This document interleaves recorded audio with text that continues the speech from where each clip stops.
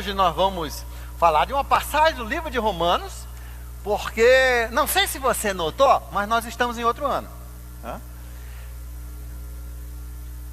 2015, ontem eu preguei nos jovens, e eu preguei naquele texto de Josué capítulo 1, onde Deus deixou o pessoal chorar um pouquinho, a morte de Moisés. Depois ele diz lá: meu servo Moisés está morto, mas você não, levanta-te, prepara-te e atravesse com esse povo para a terra que eu prometi a teus pais.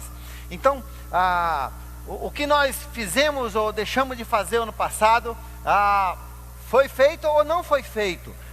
2015 acabou. Quando você ouviu os tiros, 2015 acabou.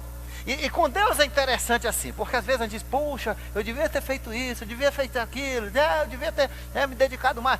Pois é, então se dedica agora. Ano 2015 não adianta você ficar lamuriando, chorando. Passado, se você fez bem, parabéns, que Deus abençoe. Se você fez mal, ajeite a sua vida, porque 2016 pode ser o último ano da nossa vida, o último ano para servirmos a Deus. E eu acho interessante ali em Jeremias, ali por volta, agora me esqueço, Ezequiel. Eu acho que é pelo capítulo 23, eu estou chutando agora na minha cabeça, da minha pobre memória, que fez mais um dia de anos hoje, né? É só um dia, só tem um dia de diferença, né, de ontem para hoje. Mas assim, ele diz assim: olha, você pode ter vivido todo o tempo certinho, aí você desvia, todo aquele trabalho que você fez bacana, não valeu nada. Deus não vai te dar a colher de chá porque você errou no final. Deus quer que você termine bem também. E você nunca sabe o seu último dia, por isso que você tem que sempre caprichar para terminar bem, porque hoje pode ser nosso último dia. E segundo ele diz assim: e sim, você pode ter errado tudinho. Você pode ter feito raiva para Deus, mas se você se arrepender dos seus pecados e caminhar conforme Deus quer, Deus aceitará, porque você acha que Deus não quer que os seus filhos se arrependam, que os seus filhos se ajeitem. Não é maravilhoso? Nosso Deus é um Deus perdoador.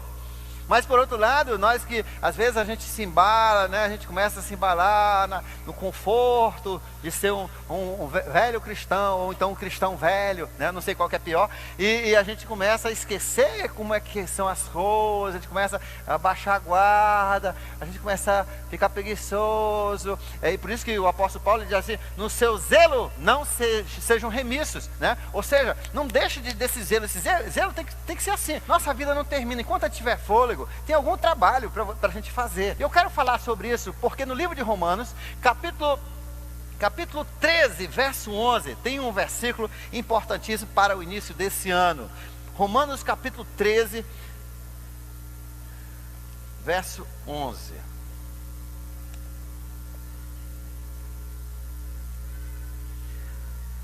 Façam isso, compreendendo o tempo em que vivemos. Já começou difícil, né? Façam isso. O que é isso? Toda vez que tem isso, aí você tem que voltar e ler um capítulo antes. Então vamos começar.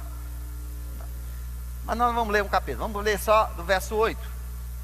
Não devam nada a ninguém. Olha só, já está dizendo, cuidado com esse cartão de crédito, hein? Não devam nada a ninguém, senão o amor. Pois aquele que ama o seu próximo já cumpriu a lei. Pois estes mandamentos: não adulterarás, não matarás, não furtarás, não cobiçarás, e qualquer outro mandamento, todos se resumem neste: ame o teu próximo como a si mesmo. O amor não pratica mal contra o seu próximo, portanto o amor é o cumprimento da lei. Aí ele começa com esse versículo: façam isso porque assim, a pessoa que ama realmente o seu próximo, ele não vai pegar a mulher dele. Não vai pegar a mulher. A mulher que ama o próximo, ele não vai pegar o marido do outro. Da outra. Né? Da outra. A pessoa que ama o próximo não vai roubar as coisas do outro. Então todo o problema é a falta de amor. E é isso que falta na nossa sociedade. O que o mundo falta é amor. E o amor, a Bíblia vem de Deus. Por isso que a Bíblia diz: quem ama o seu próximo desse jeito é porque ele ama a Deus. Porque é impossível amar o seu próximo se você não tivesse amor a Deus, e Deus não tiver dando esse amor para você só canalizar. Então ele diz, façam isso, ou seja, tenham esse amor maravilhoso que tem marcado a nossa igreja. Então ele diz, façam isso, compreendendo o tempo em que vivemos. Nós queremos falar sobre o versículo, compreendendo o tempo em que nós vivemos. Olha, é todo dia. Antigamente era uma vez por ano que você via um ato de terrorista, alguém jihadista que explodia e matava pessoas. Agora é todo dia, todo dia, todo dia. Morre gente, todo dia tem pessoas da jihad, todo dia tem pessoas que morrem em guerra, todo dia tem ataques terroristas, todo dia tem terremoto. Então é um negócio absurdo. Mas por quê? Porque Deus profetizou nas suas sagradas escrituras que este era o sinal de que Jesus estava para voltar. O nosso tempo está terminando, compreendendo o tempo. Nós não estamos vivendo 200 anos antes, nós não estamos vivendo 1000 anos atrás, nós estamos vivendo no final dos tempos. Por isso, compreendamos os tempos. É isso que ele está dizendo. Vamos compreender os tempos. Nós estamos numa diferença. Então, compreendendo o tempo. Então, as coisas mudam, sim. As coisas mudam. As coisas mudam porque nós entendemos que tudo urge. A gente não tem mais aquele tempo. Assim também com a obra de Deus. Nós estamos no final dos tempos. Nós precisamos entender que nós estamos no encerramento. A Bíblia nos diz, em Mateus capítulo 24 e Lucas 21, que quando Israel tomasse de novo as rédeas de Jerusalém, dominasse de novo Jerusalém, o tempo dos gentios se encerra. Ou seja, esse grande movimento de pessoas aceitarem Cristo, nós vimos aqui. Em 17 dias, 11 mil pessoas aceitarem Cristo, ou tomarem de novo a sua decisão. Isso é sinal que nós estamos nos últimos tempos. A porta está fechando. E por isso que Deus está levantando pessoas como essa igreja. Igrejas e que estão evangelizando. Nós estamos vendo isso em muitos lugares do mundo. Então Deus está usando. Por quê? Porque nós estamos no final dos tempos, entendendo o tempo em que vivemos. Nós temos que entender. Nós não temos tempo para filosofar. Nós temos que agir. Segundo, nós temos que entender que também, assim, entendendo os tempos. Eu trouxe essa ilustração. Olha só.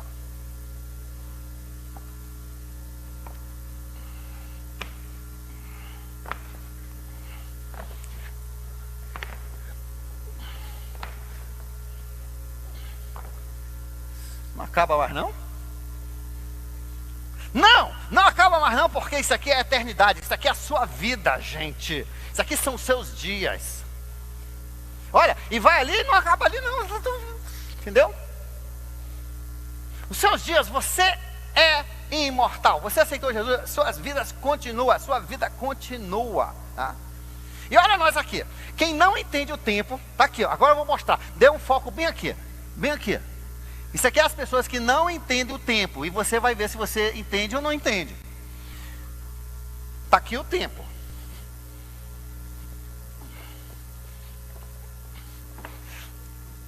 São milhões de anos. Está aqui. Agora, foca de novo aqui. Olha aqui. As pessoas que não entendem os tempos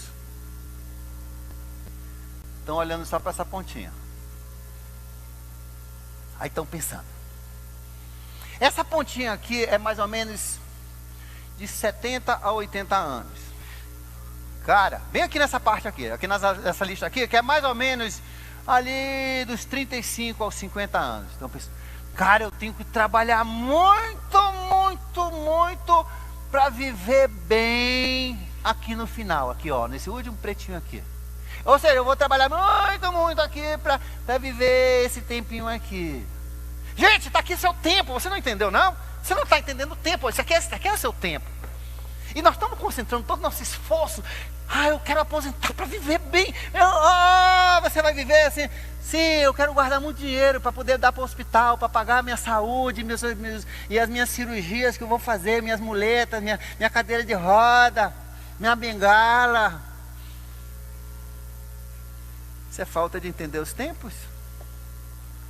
Gente, nós não podemos perder foco disso aqui. Isso aqui é a nossa vida. Você tem milhões de anos para viver.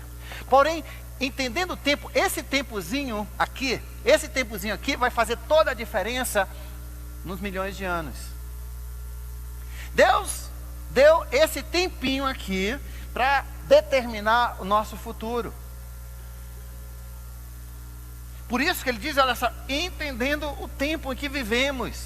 Esse é o tempo que nós vivemos. Assim, porque assim, bem, digamos aqui que isso aqui representa 90 anos. Vou tirar pelo meu pai. Não, 75, que é o mais normal, né? 75. Nos primeiros 25 anos, a gente nem pensa na vida, né? Porque a gente está só curtindo, a mamãe cozinha e o papai paga as contas. Ninguém está nem preocupado com isso. É depois dos 25 que a gente começa, eu vou casar. Aí quando casa, que coisa horrível, né? Aí começa a vida verdadeira, que você vê cheio de problema, e menino com gripe, e cirurgia, e parece que acumula tudo, né? De 25 a 50, né?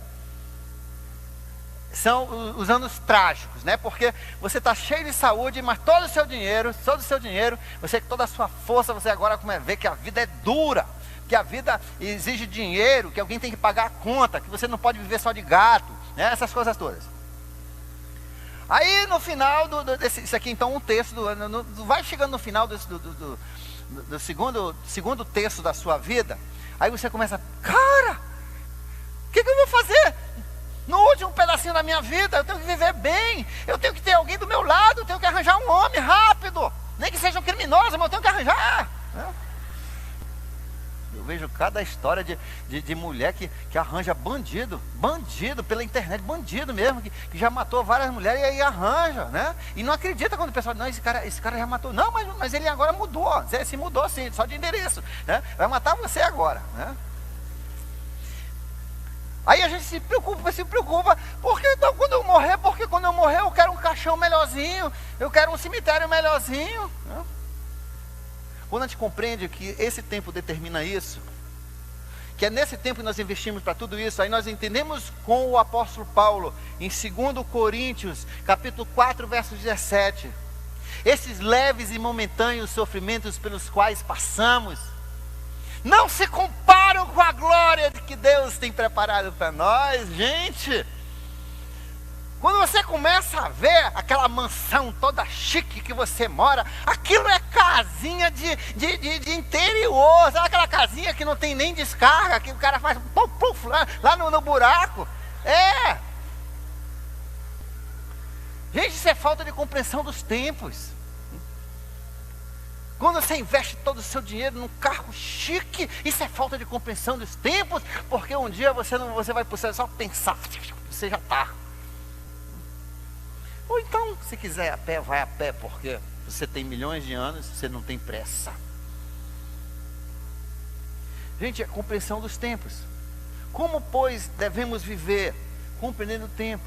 Nós precisamos compreender que nós estamos no final dos tempos, mas que esse tempo é importantíssimo para o futuro, não somente nosso futuro, mas o futuro das pessoas que nós tocamos. Deus tem te colocado em algum lugar, em algum colégio, algum emprego, alguma família, alguma vizinhança, porque Deus te colocou ali para ser a luz, para guiar os outros, para chamar. Ontem eu estava falando aqui nos jovens, como todos nós somos influenciados por outros, e você não sabe quem. Tem aqueles pezinhos atrás de você, que querem um dia ser igual a você. Ontem à noite tinha 3 jovens, não sei nem quem são os jovens. Aí eu dei um tapinha na costa dele na entrada, disse, oi, boa noite, feliz ano novo. Aí eu vim, daqui um pouco começou a mensagem e os 3 ali. E Deus me deu um pensamento brilhante. Está vendo? Um daqueles 3 é o líder. Um daqueles 3 influencia os outros 2. Talvez um influencia 2, ou um influencia um e o outro influencia o outro, mas de qualquer forma um influencia os 2. E quando ele se levantou e se mudou de lugar, eles também foram atrás. Eu não sei quem era o líder, não procurei saber, mas alguém... E você também é um líder. Você está influenciando pessoas lá na sua vizinhança, na sua família, e você nunca sabe, pode ser um sobrinho, pode ser um neto, pode ser... Hoje mesmo uma pessoa me falou, Davi, agora eu vou te contar a minha história. Eu já conheço esse irmão aqui, é o nosso irmão da parabenização, já está aqui 150 mil anos, né? E ele me contou a história dele, que volta a um jovem que aceitou Cristo no meu grupo de jovens muitos anos atrás. 35 anos atrás. E que ele era vizinho dele. E que a mãe não deixava ele ir para a igreja deles, mas que ela deixava jogar bola com eles. Ou a avó, acho que era a avó.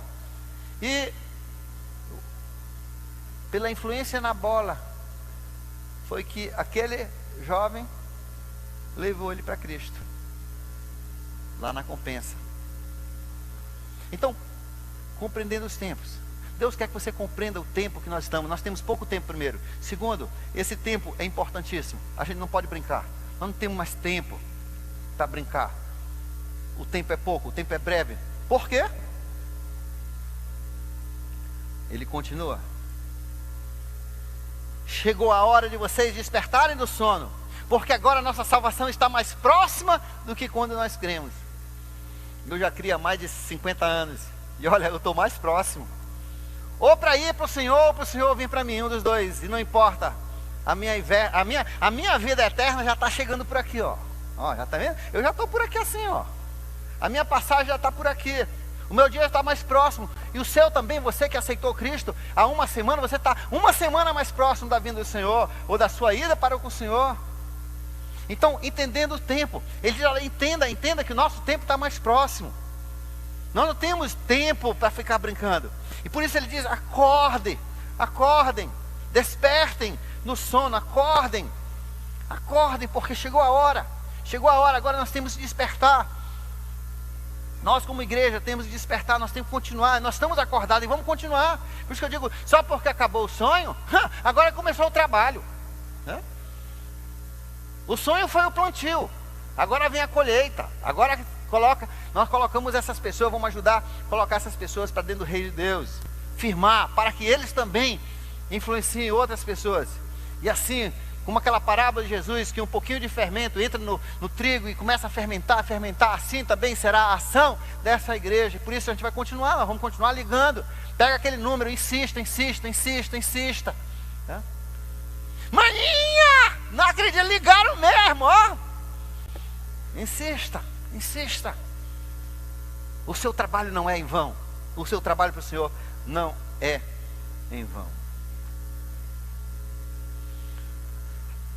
A Bíblia diz que, em Hebreus capítulo 11, que Abraão, que viveu 4.000 anos atrás, morreu esperando pela fé a vinda de Jesus. Eu estou 4.000 anos aqui, para cá. E sim, hoje os sinais que Jesus só contou mais depois, e por isso que eu sei que nós estamos muito mais próximos. A coisa está muito próxima. O Oriente Médio, essa confusão no Oriente Médio, isso faz parte. Às vezes a gente fica chateado com a corrupção, com os assassinatos, com a violência, com as guerras, com os jihadistas, com a terrorista. A gente fica chateado. E quando a gente passa, agora a gente vai viajar de avião, se a gente for para um aeroporto maior, a gente passa, às vezes estão mandando agora ir 3 horas antes, até para voo doméstico em alguns aeroportos, de tanta segurança que tem por causa de tantos atentados. E sim, isso chateia a gente, mas entenda o seguinte: isso faz parte, isso é sinal de que Jesus está para voltar. Isso é para nos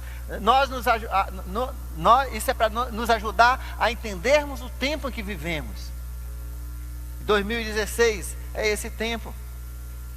E se a Bíblia diz que Abraão alegrou-se no dia que ele viu Jesus sair do céu e vir para a terra. Olha só, ele conseguiu assistir essa parte. Ele estava esperando a cidade que Jesus construiria, a Nova Jerusalém. Ele estava esperando o Messias que haveria de remir o seu povo, pagar o seu pecado, remir. E ele viu a vinda dele. Ele ainda não viu o final. Ele ainda não viu a cidade prometida. Ele não está naquela cidade, porque a Bíblia diz que foi reservado para que ele entrasse junto conosco. Porque Deus nos ama tanto quanto amou a ele. Ele só viveu primeiro. Chegou a hora de vocês despertarem do sono, porque agora a nossa salvação está mais próxima do que quando cremos. A noite está acabando, o dia logo vem. É o dia do Senhor, portanto deixemos de lado as obras das trevas. E agora vamos para 1 Pedro, capítulo 2, verso 11. Pedro pega dali e continua. Paulo começa, Pedro continua. Isso aqui é a mensagem de todos os discípulos, e é isso que eu quero mostrar para você. Pedro então diz em 1 Pedro capítulo 2, verso 11. Por isso, amados, insisto em que vocês, como estrangeiros e peregrinos no mundo, se abstenham dos desejos carnais que guerreiam contra a alma. Pedro aqui está chamando a gente de ET.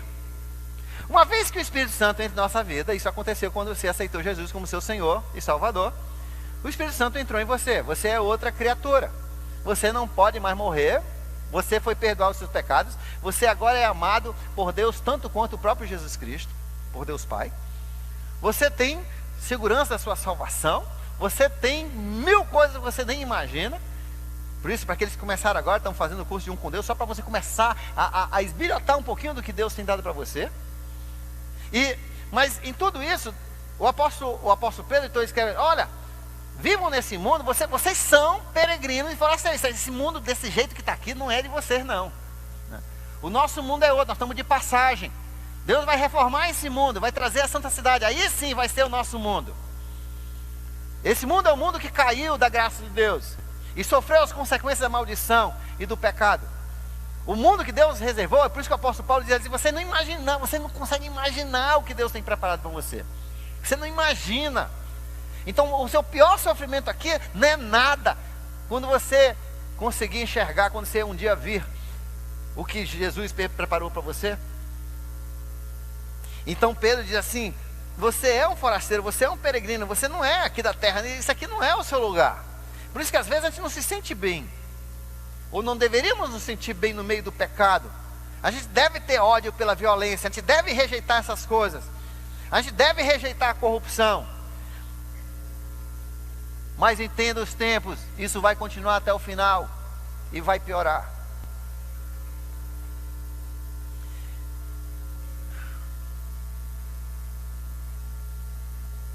Mas ele diz: enquanto isso, abstenham dos desejos carnais que guerreiam contra a alma.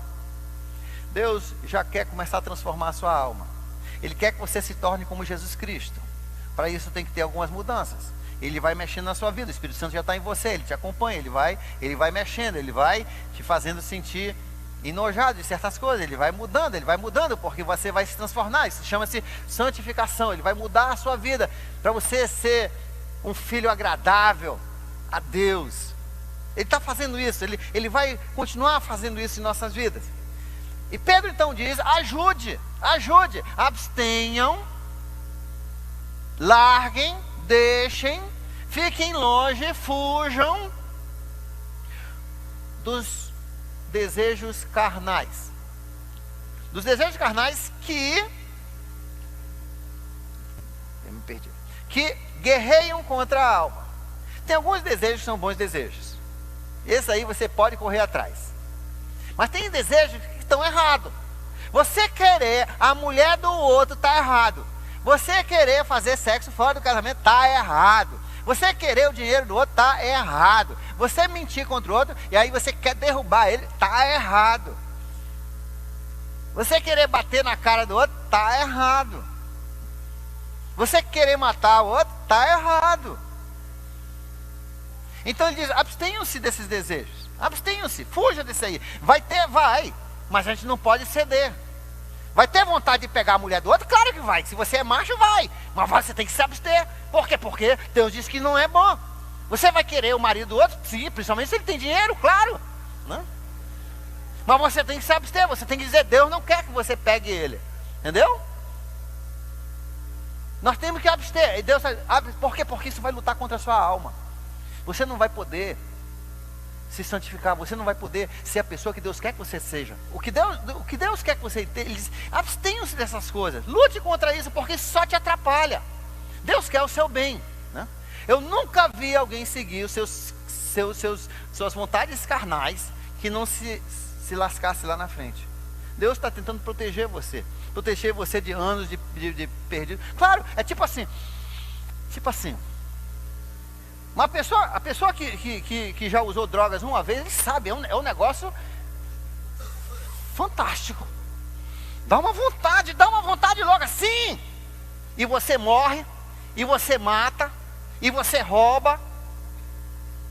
Sim, é um desejo, mas te faz mal e faz mal a todo mundo. Você não pode amar as outras pessoas e usar drogas. Por isso que elas são contra a vontade de Deus. Deus tem outras formas de te dar alegria. Você não precisa das drogas. Então você tem que se abster desses desejos carnais que guerreiam contra a sua alma. É isso que Deus está dizendo. Você tem que olhar as consequências. Hoje o vício de todo mundo, cadê o celular? É isso aqui. Está desgraçando a vida das pessoas. Isso aqui está desgraçando. Eu contei a história ontem de uma pessoa que agora se tornou um pai adotivo. Ele já é aposentado e Deus achou por bem ele criar agora um menino de 13 anos. Viciado, pior do que cocaína, pior do que qualquer outra droga, pior do que álcool. Viciado, isso aqui se tornou um vício. Hoje os psicólogos, os hospitais estão sabendo, isso aqui é vício. Eu vi outro dia uma menina entrar em convulsões, porque tiraram dela o celular. Uma menina só de 18 anos. Está destruindo. Então você tem que controlar esse vício. Papai, pega, leva isso aí. Não me dê, né? Nós temos que tomar essas medidas se nós vamos realmente ser a pessoa que Deus quer, se nós vamos entender os tempos, se nós vamos abster daquelas coisas que lutam contra a nossa alma. Nós temos que avaliar, olha, isso assim, isso não é bom para mim. E eu tenho que tomar as medidas necessárias. Ontem eu estava falando com os jovens, quando Deus diz, seja forte e corajoso significa autogerenciado, você tem que se gerenciar. Você tem que ser cri-cri. Você tem que ser um grande administrador do seu tempo, da sua vida, dos seus investimentos de tempo, energia, pensamento. Faça coisas que vão contribuir para a sua vida, para o reino de Deus e para os outros. Abstenham das coisas que lutam contra. É tipo um menino. Mamãe, me deu um bombom. Outro dia eu estava no avião. E a menina toda, mamãe, eu tenho bombom. Um bombom, um chiclete, só com aquele com açúcar, né? Nem pensar sem açúcar, com açúcar. Aí o menino com 8 anos de dentadura. Agora me diz uma coisa, bombom é bom ou não é bom? Se não fosse bom não era chamado bombom, né? Era mal, né? Analise as coisas, vê se vão fazer bem. Encerrando. Vivam entre os pagãos de maneira exemplar, para que mesmo quando te acusem de praticar o mal, observe as suas boas obras e que vocês praticam e glorificam a Deus no dia da sua intervenção, porque Deus vai intervir. Gente, vão intervir, todo joelho se dobrará por mal ou por bem ao Senhor Jesus, e nós estamos no lugar dele. Quem é esse homem? É o Senhor da glória, e ele vem, e vem já. Que Deus abençoe, que você tenha o melhor ano da sua vida, 2016. Sirva ao Senhor, para a glória de Jesus. Amém. Que Deus ouça os seus desejos. Amém.